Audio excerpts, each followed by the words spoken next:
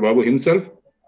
All of us know him very well. So I want to make very small introduction to him, in the sense that apart from being the president of the IGS for the last 4 years, he's also active under the ASC, for which he's a fellow, and also is a serving governor of ASC for Region 10.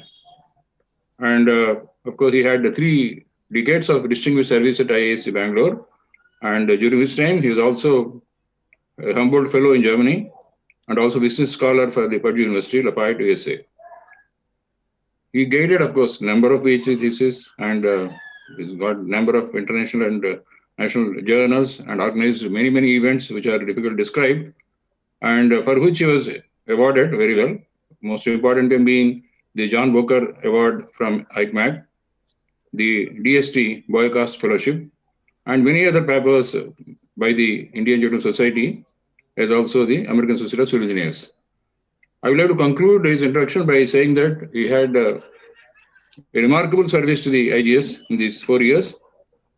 The very first thing I want to mention is the starting of the student chapters in quite a few engineering colleges throughout the country. He followed the catch them young theory, so that almost every college now has got to know what is geotechnical engineering, organize many events actually, student events, and of course invite lectures, and that's why he's able to bring prominence to the subject at the UG level itself actually. The other major initiative he has taken during his presidency, of course, is collaborating with the NABL, the National Accreditation Board for Laboratories, and which is going very well. He has got a good connection. I mean, he has made a good connection to members of IGS and the organizers of the NABL. What was being commonly referred by our earlier speakers also is that we lack in investigation details and accuracy and things like this now, I think. And alliance with NABL is going to go a long way in establishing standard laboratories which are required in the future. The other initiative he has taken, which is helped by Shuklaji, is starting the IGS Forum, which is really a distinguished forum where which we are able to express our views and share with them many doubts about the codes or the practices about different kind of soils. I think so. His period of presidentship is marked by these 3 important events. Now, let us invite him for this presentation on reliability analysis of containment transport models in soils and fractured rocks. Professor Sukumar Babu. Professor Babu? Am I audible now? Yeah. Yeah. Okay. First of all, I would like to thank Professor G.V. Rao for an elaborate introduction and blessings. I should say that.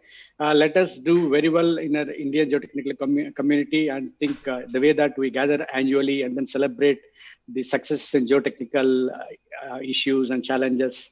I think we should continue.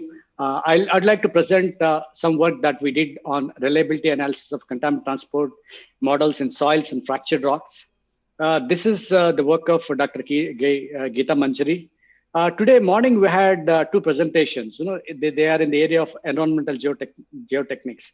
First was by Professor Charles Ng, where he was talking about the stability of clay covers and importance of unsaturated soil mechanics and all of that. That was a very interesting presentation, how the gas migration and all of that, which we have been working. And the second presentation again belongs to, from Issa Shin, is on environmental geotechnology area. So I think it's nice that we're able to recognize this area, which is somewhat, in practice, less, only a few people are working in IIT Delhi and other places. So I would like to talk about the motivation for this work, and then why the contaminant transport is required, particularly in the study soils and rocks. And so why is it moving? Okay, so I'd be talking about the what is the need for contaminant transport modeling. What is the focus of the study? We worked on the thing is on nuclear waste disposal systems, which are when the nuclear waste is contained in a particular area, what happens to contaminants. And in fact, the structure of waste disposal and the guidelines are so strong that we should be able to use them in the regular, say, municipal solid waste landfills also. So that was the motivation that we need to really understand why this modeling is important, and particularly for clay liners or large areas of in dump sites are there in India. A lot of contamination is there. So I would be talking about the model that describes the flow and transport of a radionuclide, because I'm talking about radioactivity, and then model that describes the flow in a radially, in a spatially varying. In fact, in geotechnical engineering, properties are all variable, so from point to point. How do you really understand, incorporate the social, the spatial variability aspect of it? Then the fractured rock. What is happening is that the understanding of rock is okay in some sense, in engineering behavior in terms of its mechanical properties, but when it comes to its flow properties, it's not really good. Why? Because the thing is that it's not easy to characterize. The flow, the fractures, and all of that. And not only that, I should say the practical examples in Bangalore. You have a lot of quarries in Bangalore where the waste is dumped in the land, some of the areas, quarries. So there is always a possibility, or there is a lot of contamination. I should say that there is a lot of contamination because the understanding was that the rock may be good in terms of the permeability, but not the fractured rock. So they have a lot of engineering implications. We should see that. So the contaminant transport modeling itself is a tool, because we should understand. And why is it required is that contaminant site remediation is important for us. Because there are so many sites, the Pollution Control Board is trying to identify the number of sites that have been contaminated. I should say that there are about 300 as per the current list. Then the performance of disposal systems itself is something that, whether it's a landfill liner or any other material, hazardous waste or municipal solid waste, we should be able to understand the performance. What is the possibility that it's good or not? The seawater intrusion, in fact, it's a serious problem in India in many places.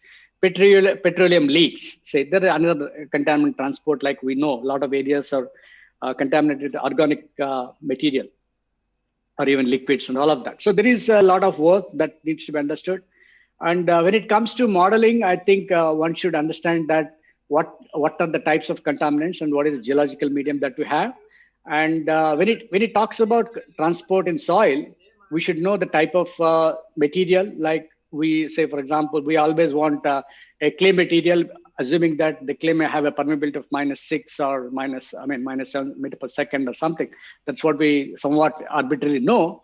But then we should really, in the in situ, if you are trying to look at, we should know the type of soil, whether it is different types of soil, sand, clay, or whatever type of contaminant.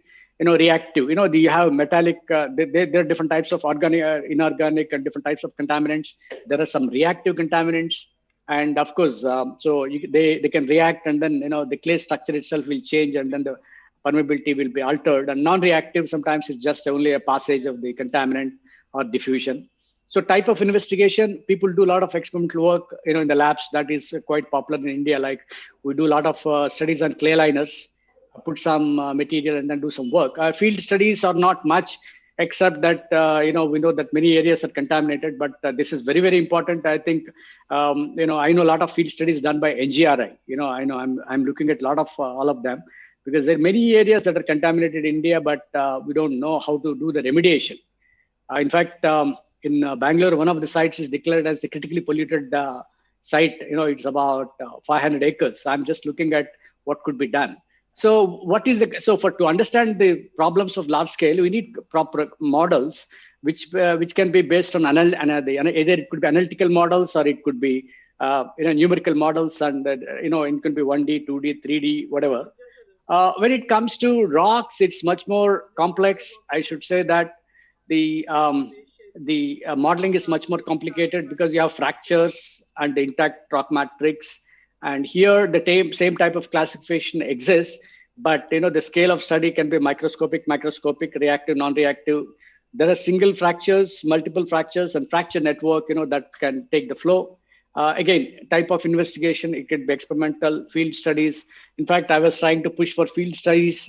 We know that around the quarry areas, it's all contaminated, but to characterize the rock was a problem, because it was quite an expensive thing, and we don't have too many rock mechanics experts who can characterize this and give information. So we're trying to look at what happens here. So the main thing was the local aperture variations, microscopic levels, and all of that. We'll see that. So I'm talking about, as I said, the radionuclides, which are from the radioactive waste. And these sites need to be designed for, to see that there is no contamination. We avoid both in the short term and long term. And we develop what is called performance assessment models, because, we regularly measure, we need to measure the contaminants regularly, say, for example, annually in a particular place, and then see that the risk is not significant. In this case, particularly if it's radioactive waste, it's radiological impacts. So the contaminant type is something very important to understand that.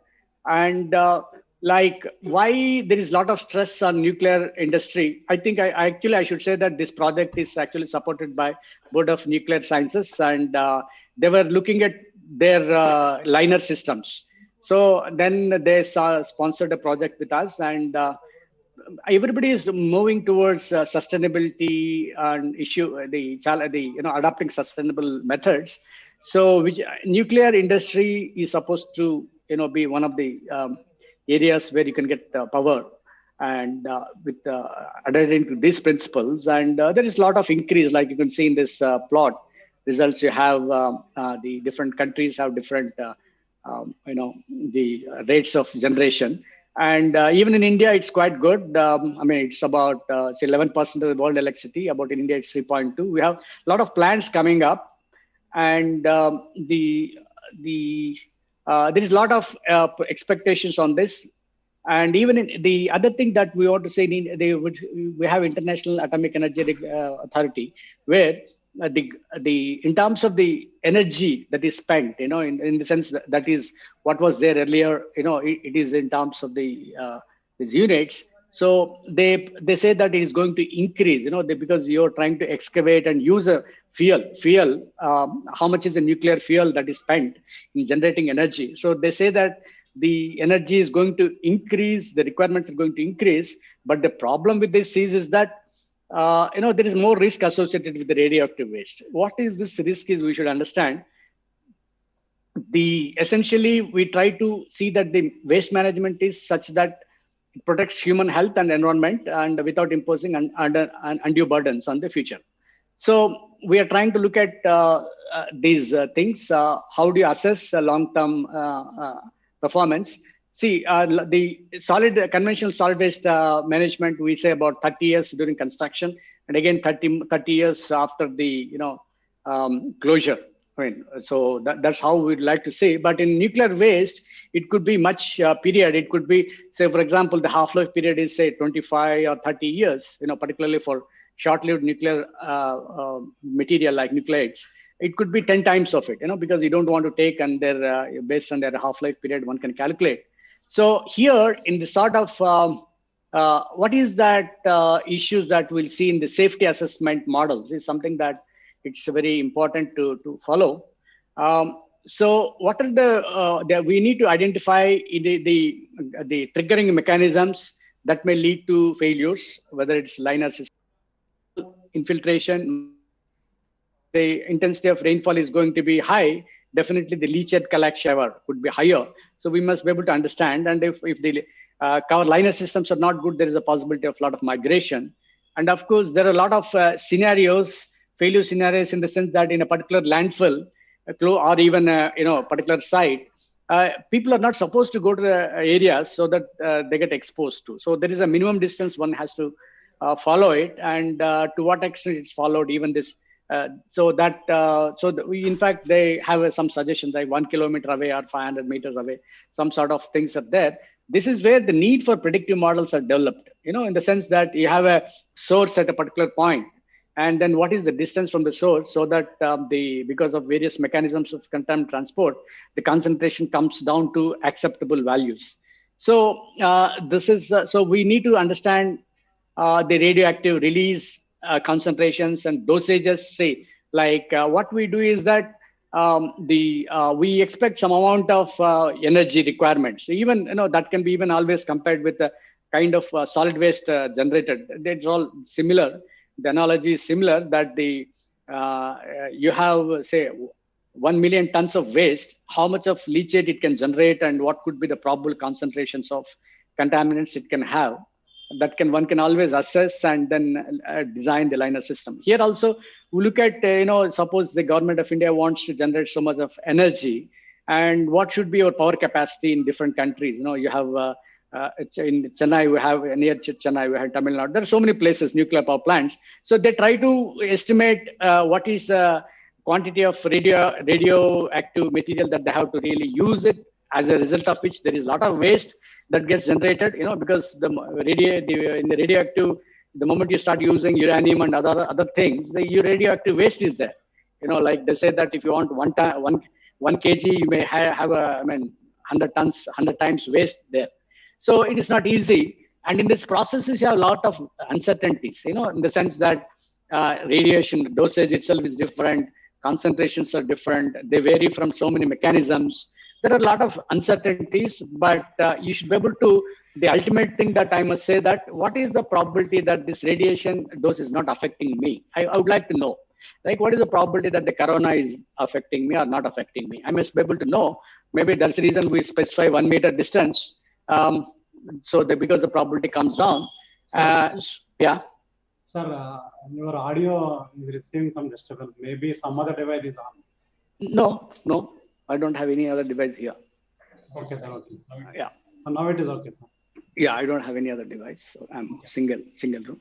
So in this, we try to understand this. What is the probability that I'm getting affected? That's what. So actually, in Government of India, again in radioactivity, they have divided that into 3 levels of low-level waste, intermediate level waste, and high-level waste. Actually, this low-level waste is something they store it in earth and stone trenches. You can see this is actually from our own some of our own ways of doing it in in Mumbai, in Trombay. Okay, so the intermediate level waste, they use RCC trenches and tiles and all of that. High-level waste, in fact, nobody is working on this. In the sense.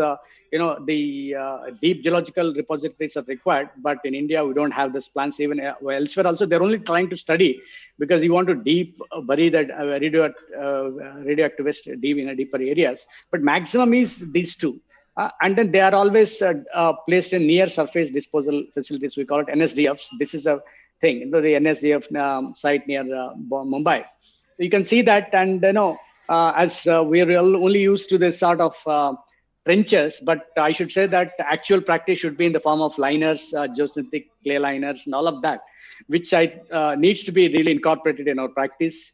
Okay, so the issue is that when you have a facility like that, you have infiltration, then you have observation wells, and there is a possibility because of the rainwater, there is a contamination. You have various type of material, like you have unsaturated soil, aquifer, and bedrock. So this is what happens. This is a failure scenario in which you have infiltration, you have seepage, you have leaching of nuclear. It can be compared to even solid regular waste, regular contaminants, release of radionuclides into geosphere, and then reaching where they're exposed to humans. This is what we do.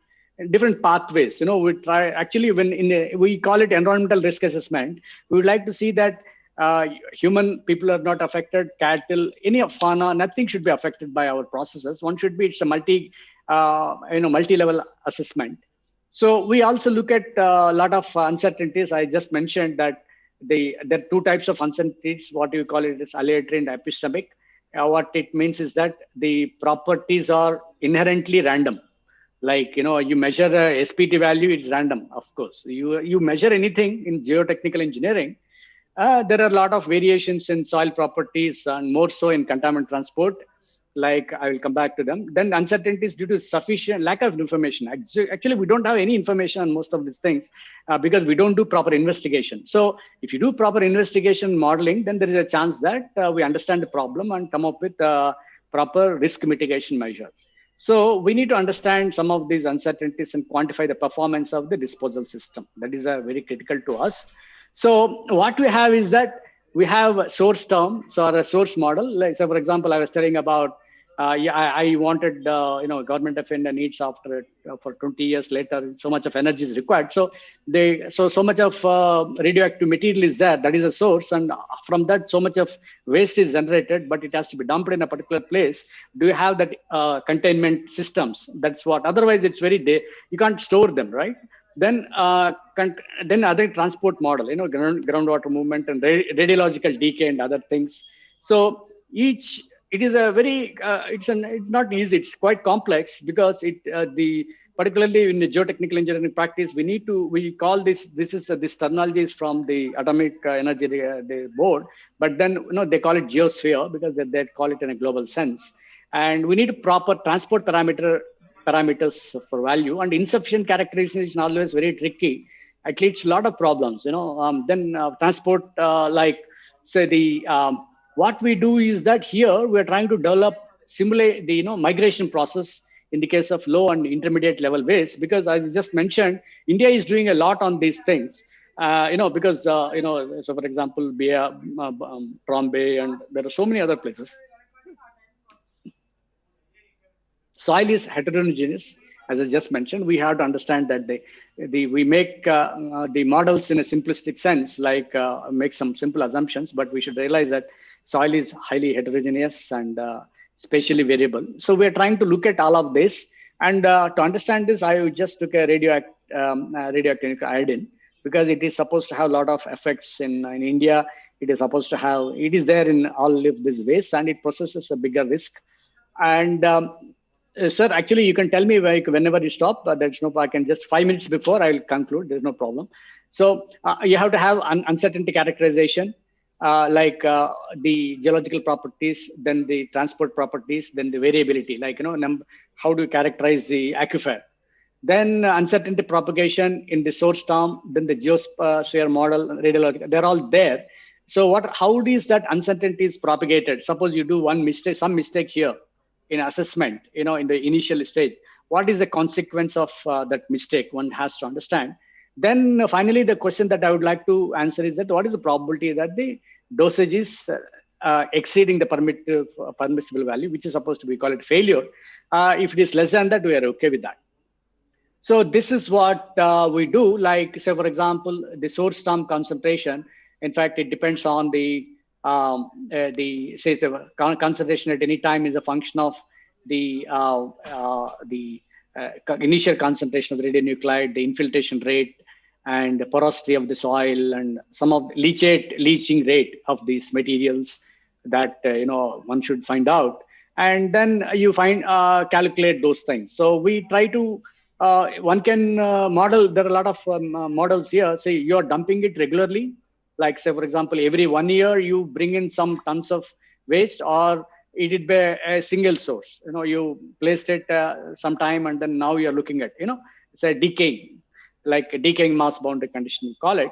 So are regularly, putting it every year, collect it, and then so like that. So I think before we go to contaminant transport, one should understand the basic mechanics of contaminant transport. One is the advection, like it's similar to these are nothing but the permeability. Where we try to understand the contaminant moves along with the speed of the water itself. So then the second thing would be that the hydrodynamic, we call it either diffusion and then the mechanical dispersion. So like they affect because of we know in geotechnical engineering, diffuse double layer theory and osmotic suction, some of them. So the concentration of the chemicals matters, and then there is a mechanical spreading also happens. There are all certain things. So the dispersion, that's what I mentioned. This dispersion can be longitudinal and transverse. People have measured, from field scales, what should be the dispersion values that are observed. Because what happens is that in the lab we measure something, but in the field, if you're able to measure it continuously over 4 years or a number of years, then you will be able to back calculate some of these numbers, and then that can be used for your design of your remedial measures. Like you don't want the contaminant to go further than this, so you can put a barrier. Then the other one, that molecular diffusion, I just mentioned, because of the concentration gradients, the fixed law controls are designed here. And this is also well known to some of the people working in this area. So sorption are some other terms that we should understand, that the, like, for example, we call it as cation exchange capacity. There are certain materials, our soils have, cation exchange capacity. So there is a possibility that the some of the contaminants get absorbed onto the clay surface. So we call it a distribution coefficient. So we try to, whatever is the contaminant that is going, it goes through, some amount goes through water, some amount goes to gets stick on to they get absorbed to the clay surface. So we should calculate how much is one water, how much is there in the soil, and then how much is exchangeable. Like something could be pressed, all of that. So that is one thing. And the radioactive, because you're dealing with radioactive and it is all more governed by its half-life. So when you have all of this, so we need to build mathematical models. There are a lot of finite element programs, finite difference programs. We use what is called FEFlow. Most of the people working in groundwater and contamination, they use this. So we need, yes, sir. 5 minutes more, please. Oh, thank you, sir. Yeah. So we have certain analytical models that are there developed, inputs that one can give, and deterministic analysis one can give. This is what I was just mentioning about the risk, that it should be lower than that. And then one can do probabilistic analysis, as I just mentioned. And so the input parameters are dispersivity and porosity and all of this. And variabilities can be modeled. There are varieties of techniques. Somebody can get in touch with me later. And so we did for, this modeling was done, and we're able to estimate concentrations. That is the essence of it. And what is the influence of spatial variability? One can model it, and it shows some results. And then this is about what is the result you get out of varying a spatially variable soil or homogeneous soil. And rocks, as I just mentioned, fractures. We have an algorithm to model exactly the fractures. We did that. How do you understand the local variations of aperture sizes? One can determine, and it is there. This is again a validation of the same models that we developed. And in a particular area, if there is a fracture region, how is it contaminant transport is there? We are trying to see here. This is the direction of the rock matrix and all of that. See, we are trying to look at different direction sets. Here you can see that 45 to 90 degree variations, different sets of thing. What you're trying to do, you can see that the concentrations versus the time. So this will give you about its, the idea of the movement of the contaminant. And so a lot of observations one can make from this. This is modeling. One can get some nice information about this. Influence of other factors, equivalent. We try to even compare sometimes the equivalent porous system. Is it correct or not? Can you do an average value? No, you can't. You have to really measure the fractures properly and do that. And so this is all some results on risk assessment that we did. So summary would be that it is important to really understand some of these models, and then understand the field related issues of contaminant transport and quantify the risk associated with that.